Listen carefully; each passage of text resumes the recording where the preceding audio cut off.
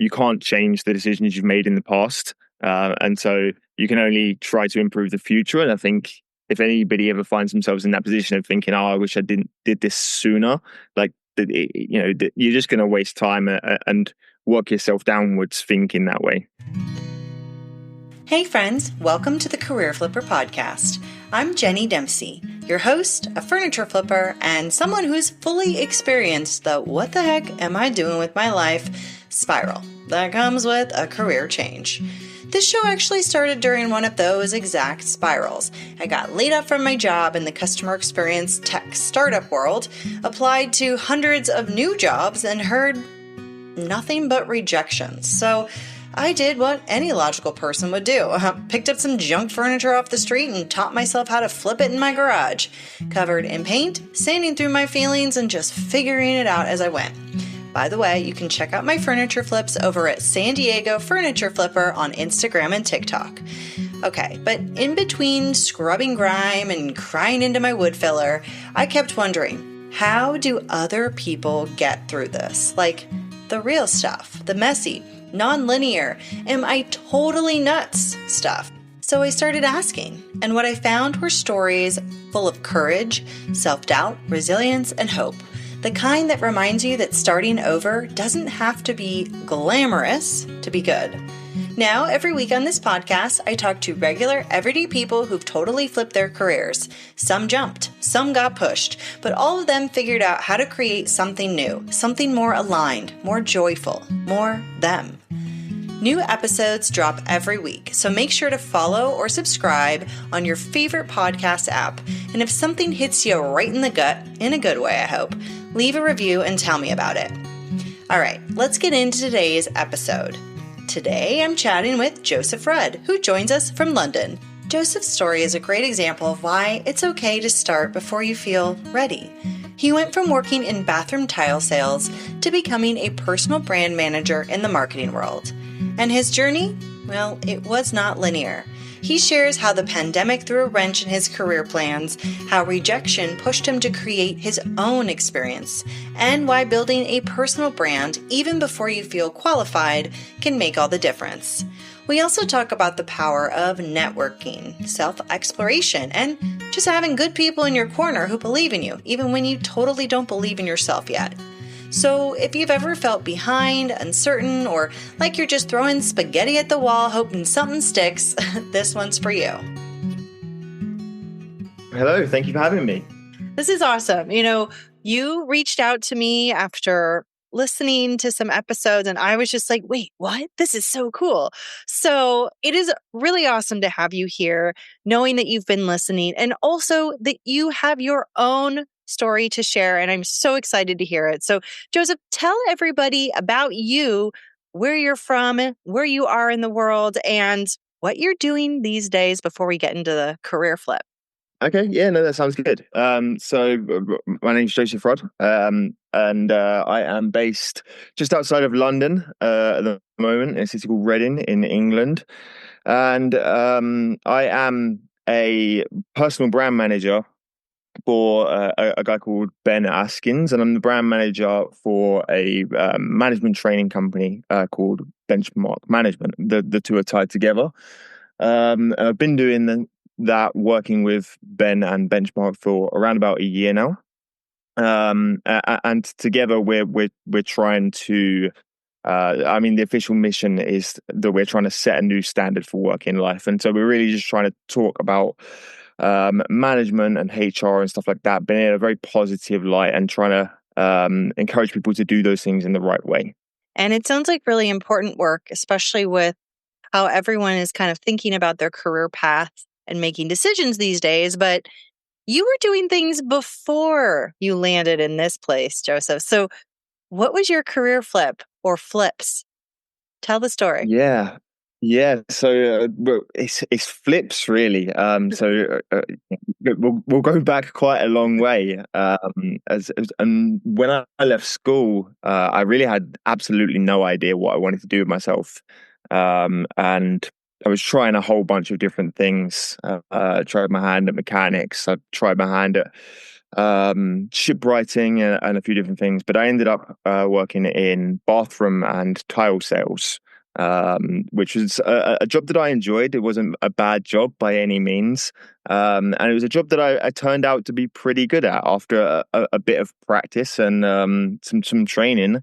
I did okay at it. I had a couple of promotions, and I did that for 4 or 5 years, I guess, until I got to a point where I just sort of figured out that it wasn't for me. It wasn't fulfilling me. Even though on paper everything was looking good and I was getting the promotions and I was earning respectable money for myself at the time, I wasn't getting any real joy or excitement out of going to work. And so I had no idea what to do next. I was looking around at alternative options, but I didn't get very good grades at school. And so any options that I wanted to do would mean going back to education first. And so that's what I did. At 21, 22 years old, I took a step down from the position that I was in bathroom sales. I went back to college, which here is sort of a predecessor to university and what you would call college, to get the qualifications I needed to get into university. Okay. And then I went into university and studied marketing. And I studied marketing full time at university for sort of 3 years while still working full time, because at this point I was an adult. I was, I had bills to pay. I had real things going on in my life. And so I was trying to balance that want to better my career and to get further in life whilst trying to deal with the real struggles of the now. Anybody who's ever tried to, do those two things at the same time, it's not easy, trying to work and trying to study and just have any other life outside of that. Yeah. And so I guess that's sort of the first half of my career, if you like, there, Yeah. from leaving school And to 20 or so. while you mentioned that, so a couple things are popping up in my head because you had been doing the bathroom tile sales and you were clearly very good at it. And you felt like it for a while, it was a good fit. And then it wasn't. What was that shift for you? What was that about where you realized this isn't fitting in my life? Was it more of you making your own shift as you're kind of like growing up and navigating the world? Or is it more of like the job changed? Because I know a lot of career flippers will feel this, but sometimes we don't know if we can trust that feeling. So can you talk a little bit more about that? Of course, yeah. So for me, I think it's probably quite a backwards thing, that triggered me to realize it was time to leave, and that's I was offered a promotion. I was Somebody came to me and offered me another promotion. I was at the time I'd gone from a sales rep to a senior sales rep, and then an assistant manager, and then somebody offered me to be a manager, or they put me on to a fast track to become a manager. And it was at that point that I realized I didn't want to be in that career. When I got into it, I got into it purely out of necessity. And then I stayed there for a while because I made some friends and I seemed to be pretty good at it. But it was never the long-term goal. So it wasn't until somebody turns around to me and sort of offered me what looked like a very long-term committed position, that would probably shape the rest of my career, that I realized actually it's time for me to leave. Yeah. No, that makes sense. And that is such a good point that you bring up because all of us will just take on these random jobs sometimes. Just like you said, you got to pay the bills. We have to figure it out. But then when we get offered this opportunity for it to be even more, sometimes that is the easier route to take. It's like handed to us. Sure, we can settle. We can do it. Maybe it's not what we really want. And it is so easy to do that. But you didn't do that. You took the other path where you're like, this could be easy. And on paper, it looks great. But you're like, nah, there's more. And so at that point, you decided to really pile on all the work and go to college or go back to college. And so you're there, you're studying, you're working as well to pay the bills. And why did you choose marketing? I am curious about that. How did you land on that? How did you know that that is what you wanted to learn? Marketing was it was kind of a trending thing, I guess, at the time. Like I say, I had to go back to college here to get into university. For me, like the fast track back into college, I did like a split course where I studied several business disciplines. over the course of 1 year. And so I studied accounting, I studied business law, marketing, and economics, sort of all wrapped up into a 1 year condensed package. And it was during that phase that I kind of fell in love with marketing. Hmm. And at the same time, I think we were really going through like the social media boom. Everybody was raging about, social media marketing agencies and stuff like that. And I think I probably got caught up a little bit in the trend of it all, to be honest. The timing was just good for me. Yeah. No, that makes sense. That makes sense. And so you're studying that, you're learning it, and then what happens next? Trying to get experience along the way. But again, working, studying, not really finding much time for anything else. Start getting into my third year of studies, and which again here would be the final year, to pick up my bachelor's degree, and then start thinking about moving into a full-time position, hopefully in my new future dream career. And that was about the time that the COVID hit. And so, the last final year of studies, and we all get locked in. Job opportunities start disappearing. We're finishing up our studies from home rather than going into university and stuff like that. And so it was a pretty crazy time, to be honest. Yeah, that changes a Which lot. obviously, yeah, exactly. Which obviously, in the grand scheme of things, I didn't have it that bad. Lots of people suffered much worse than I did from the pandemic and stuff like that. But I think from a careers perspective, and from a trying to navigate your life perspective, as it did many people, it completely threw me off. When things started looking a little normal again after the pandemic, it was kind of back to business as usual. Even though I picked up my degree, I had no real experience in the industry that I wanted to go into. And as it turns out, most companies aren't that interested in degrees. They're not that interested in paper if you don't have the skills and experience to go along with them. Which they don't really tell you when they're selling you the dream of going to university and getting the Yeah. degree. Right. So back to business as normal. Like I say, back to selling bathrooms, working full time, and really just trying to figure out what to do next. Now that I've got this expensive piece of paper, and the world is starting to look somewhat normal again, it was a real case of like, how do I crack into this job that I've been working towards for the past 3 years? Yeah. And I went through a real long period, or felt long anyway. I think probably 9 or 10 months of just applying for jobs and getting absolutely nowhere. Putting out well over 100 well thought out, planned job applications, and just getting I think I had maybe 2 or 3 interviews back from that. And you'd get into the interviews, and it really just felt like a tick box exercise where they were just filling out numbers and stuff like that. And so that period was really difficult. And for me, I was really confused, and I was really considering going back into bathroom sales, and another opportunity was coming up to become a branch manager, which was the exact opportunity that forced me out of it in the first place. Only this time it was looking a lot more appealing, and so I didn't really know what the right decision to do there would be. But I kept at it, and I kept applying. And then the thing for me that really helped transition and change the game in terms of landing the job was, I decided that if nobody was going to give me experience, I would make my own. And I think this is a piece of advice that I'd give to everybody that I ever speak to about careers now.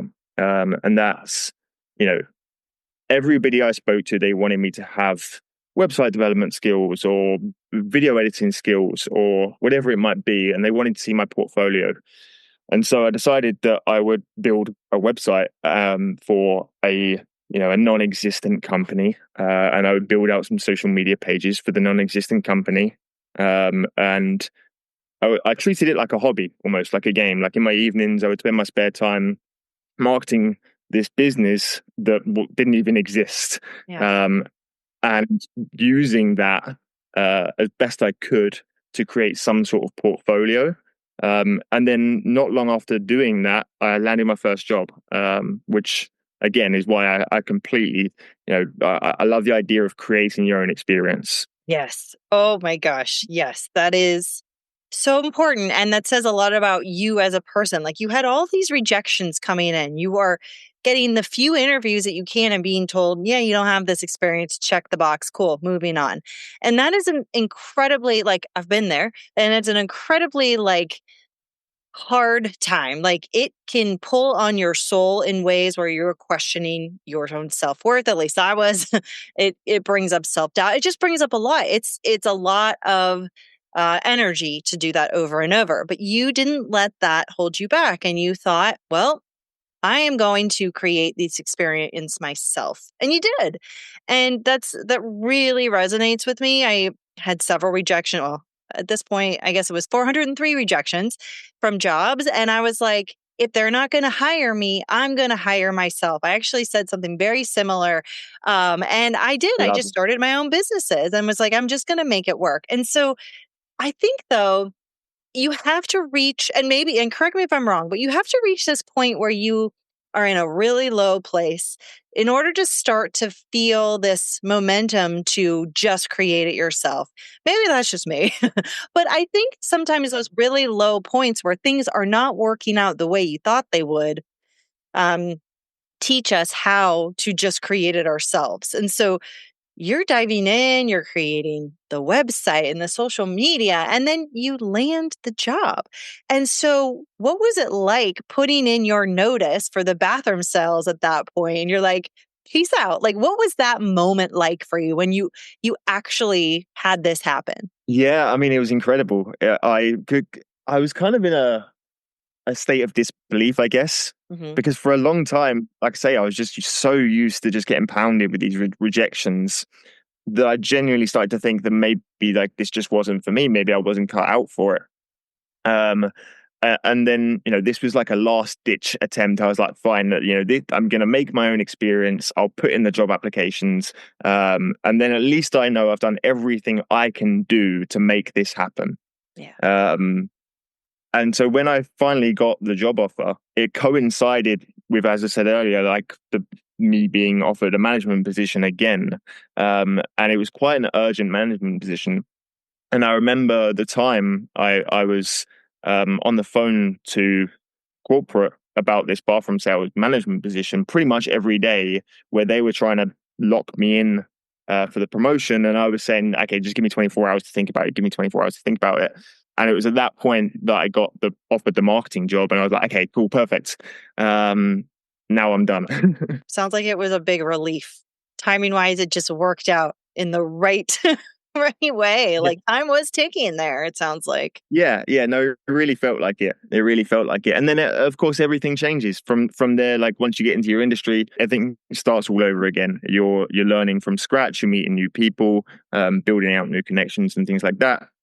And that was fantastic, to be honest. It was a real breath of fresh air, and I was quite fortunate in the thing that I thought I wanted to do turned out to be something that I actually really enjoyed doing. So you're in it now, and there's no looking back on what you were doing before that really got you to the place where you're at now. And that's pretty amazing. You created this path, you carved it out. It wasn't easy, and now you're doing it. So you're in marketing and you're doing things that are leading the way for others. You're voicing content. What does your day-to-day look like now as compared to what it did before? Now, compared to back then, it's completely different. Like the two aren't even comparable, to be honest.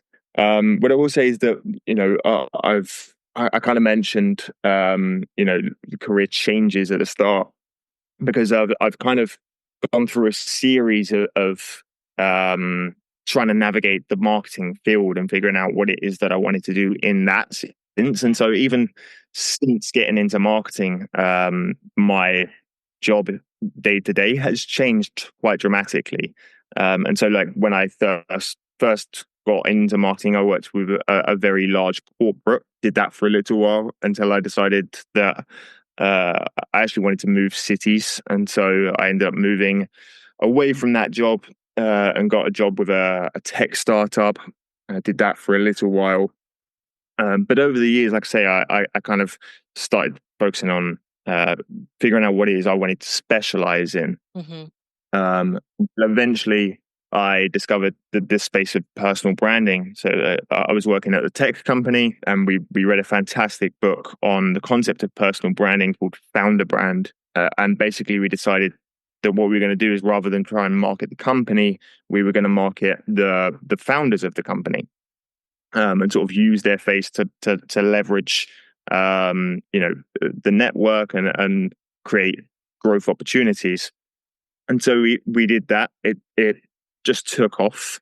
We pretty much completely shifted our focus to personal branding. And then, even though it's not a complete, career jump, because I'm still in marketing today, it was at that point that I realized that actually this is what I really wanted to focus on. And so I spent the last couple of years just really specializing in that space. Yeah, that makes sense. You're fine tuning it. And because when you first got into it, the experience that you had created on your own. So you're learning, like you said, you're learning this whole new thing again from the very bottom. And sometimes that can be really challenging. And especially coming from a job you had been doing for a really long time, you're really good at, and it just kept putting that carrot in your path of like, you can have this stability. And while there is nothing wrong with that job, everyone needs a good, stylish bathroom with tiles. Like, there's nothing wrong with it, but you just knew it wasn't for you. And now you're starting again on the ground floor in an industry where you're like, this is where I want to be, but now I got to learn and absorb everything. And so, for that time period when you were kind of in that growth again and learning from the ground up, are there things that stood out to you about what it's like to settle in as the new person in the industry? Because you had all the schooling, but like now you're in it. And what were some challenges that you faced and how did you kind of overcome those? And I think it's such a massive point to sort of address, because, as you say, like, I had all the schooling, but I also had the schooling a bit later than some of my peers might have done, because I worked in the bathroom sales. And so when I came into the industry, it was like starting from scratch all over again. It was sort of a case of just, hit the ground running and learn what you can. Yeah. But then also at the same time, you're fighting this conflict of, all of my friends outside of work are much further along in their careers, because I've just started fresh in a new career.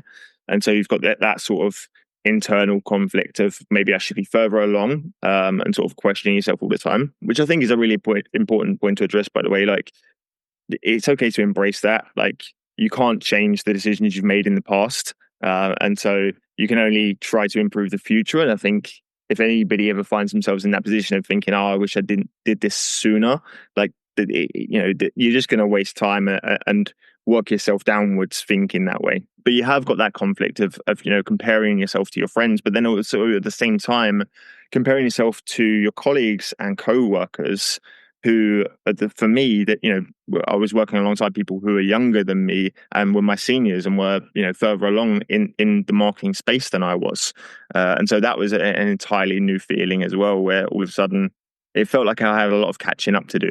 No, that makes sense. That makes sense. It's never too late to start anything. I feel like there's always those stories out there of someone creating something in their 70s, 80s, like whatever it is, like it's never too late. And speaking of friends and even throwing in family, Joseph, you made a change from a job that was pretty much handed to you on a silver platter and then went into an industry as a total newbie a little bit later in life. What was your supportive network like? What were people telling you? What were your friends and family? Were they on board and like, you got this? Or were they like, you're crazy? Like, what was that like for you? I'm an extremely lucky person in that my immediate friends and family are very, very supportive people. And if they can understand it, then they will be 100% on board with it. And if they don't understand it, then they're normally willing to listen, and to allow me to explain myself a little bit. And so I'm very, very fortunate in that way. But I also would say that a lot of the people close to me, and the way that I was raised even, is very logical. It was always a case of, this is a great goal, I'm really glad you're pushing for this, but don't jump too fast too soon. And make sure you've got a backup plan in place, which I think is probably one of the reasons. Obviously, you've got financial reasons, but thinking that way is also probably one of the reasons that I continue to work full time throughout my studies, and went back into bathroom sales after COVID and stuff like that. That sounds like that really fueled you and kept you feeling supported that you could take this journey. And I know you've given some really good pieces of advice throughout the conversation, but I'm picturing someone listening right now who's thinking of like, oh, I'd love to go into marketing. It is so in demand right now. Like it's so in demand. And I come from a customer experience background and it's very related to marketing. And I feel like I hear so many people like, I want to pivot and do this. I want to do this. But they're sitting at their desks and or their current job and they're feeling burnt out and they're just like frustrated. They're like, how do I make this change? How do I not burn myself out? How do I still pay the bills? What is a piece of advice that you could give them right now, Joseph? Like looking right, or, maybe not looking because we're all audio only, but talking right to them about this. What piece of advice or motivation can you give to help them on their path right now? First thing I would say is to just allow yourself to try these things. If you've got an itch that you want to scratch, just spend a couple hours a week just exploring it, because otherwise, I promise it will eat away at you. And in 5 years' time, in 10 years' time, however long it takes, there is no doubt that you'll be sitting there thinking, I wonder what would have happened if I'd explored this avenue. And so I've always been a big believer that if you, particularly with careers, if you are thinking about leaving what you are doing, or if you are feeling that, maybe perhaps you're in a toxic work environment, or perhaps you are just not happy with your profession, I think if you get to a point within yourself where you're feeling that way consistently every day, then you have to do something about it, because chances are you're never really going to change your mind on it. And so I would say, first things first, just explore these opportunities. Spend a couple hours a week or whatever it might look like, just learning what you can about it. And then on a more practical day-to-day level, I made the mistake of thinking that in order to crack into a profession like marketing, you had to go back to university and get a degree and do it the old-fashioned way. But for most professions, luckily today, that's really not the case. Obviously, you've got outliers and doctors and lawyers and what it might be, but for most professions, it's just not the case anymore, which I think is fantastic. And actually, the best way to approach these things, I think, would be to first explore what the role looks like, do some online research, then to start looking at job specs for those positions and try to pull together some sort of analysis of what skills people are looking for within those roles. And so once you've explored the industry a little bit, you've figured out maybe 3 or 4 of the tangible skills that people are looking for, a bit like we were mentioning earlier, start to build your own experience, whatever that might be. And so, there are some things that it might be a bit harder to build experience in. Customer service, for example, isn't the easiest thing in the world to just go and grab experience from, but perhaps look at some of the other skills that people are looking for and start to think about transferable skills and stuff like that. So the first thing, like I say, explore the area, and then move into analyzing and looking at what skills are in demand and trying to create your own experience. From there, the biggest thing I would say, and the thing that's helped me transition throughout my career and develop into more senior roles and stuff like that, is to start building a network. And I know, like, there's such generic advice to start building a network, and there's so many, like, whenever you say it, people are like, oh, how am I supposed to do that? Right. But I really think yeah, right. But I really think most of us overcomplicate the idea of building a network, and we also build it up in our heads to be much bigger than it is. Like for me, when I really started specializing in the personal branding space, I was able to navigate that field quite quickly because I built up a network on LinkedIn. I happen to have 10,000 followers on LinkedIn at the moment, but you don't need that many to build a network. My leverage within the space actually came from knowing 2 or 3 people reasonably well. And those 2 or 3 connections came from reaching out to them and asking if they'd hop on a call for 15 minutes. And if you ask 15, 20 people in the industry, you might get 1 or 2 that say yes.